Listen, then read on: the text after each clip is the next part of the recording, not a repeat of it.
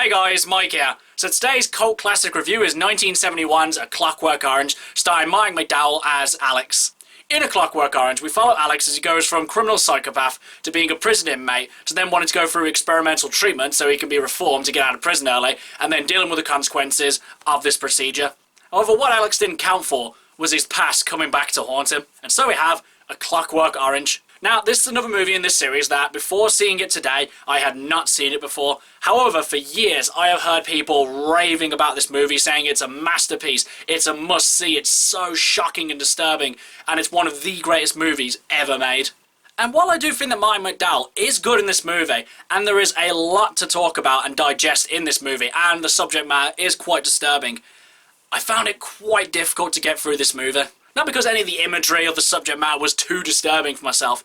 I just found that the pacing and the story itself was just not really all that interesting. I understand how people love this movie and that there is loads to talk about, whether it's talking about the reformation of criminals, whether it's talking about the power of government over the prison system, and the implications of, pretty much everything that does happen in this movie. I just found from a story perspective that this was really hard to get through. Because honestly, the first thing that made me quite disinterested with the story was the dialogue. And don't get me wrong, I do like quite a lot of Shakespeare's dialogue.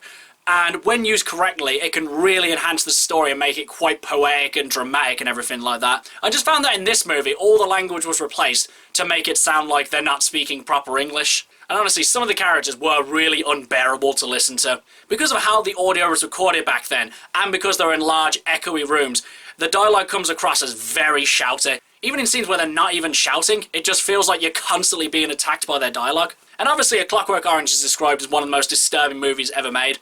And definitely, back in the early 70s, I can see why this movie would cause an outrage with its disturbing imagery. And some of it definitely still holds true today. But honestly, with every other movie that I've seen nowadays, I just don't think it had the same impact. And it may just be because of the desensitized age we live in. A lot of the horrific things that happen in this came across as quite comical as well. I'm not saying that the things that happen in this movie are funny, far from it. It's more the fact of how they're presented that come across quite comical. And as well, I would say that the score was overly loud and too invasive, and it made it quite hard to hear what was being said. I do feel like I'm holding back a bit because this is such a well-loved movie, but for myself personally, I just didn't really find it was all that, and I was kind of struggling to find things that people just absolutely loved about this movie. However, I think the most standout thing about A Clockwork Orange isn't necessarily the story itself, it's the conversations that arise from talking about this movie. And sometimes the best thing a movie can do is just start a conversation, and I definitely think A Clockwork Orange is one of those movies that definitely does start a conversation. So, do I think that A Clockwork Orange is a cult classic? There's just no denying that this movie is a cult classic. It has an amazing director, a decent actor, and a lot of interesting subject matters to talk about. However, myself personally, I didn't really like this movie all too much, and I would not put it as a personal cult classic. Okay guys, that's my review of A Clockwork Orange. Have you seen it? What do you think about it? Whatever you think, let me know in the comments below, and until next time, I've been Michael. See ya!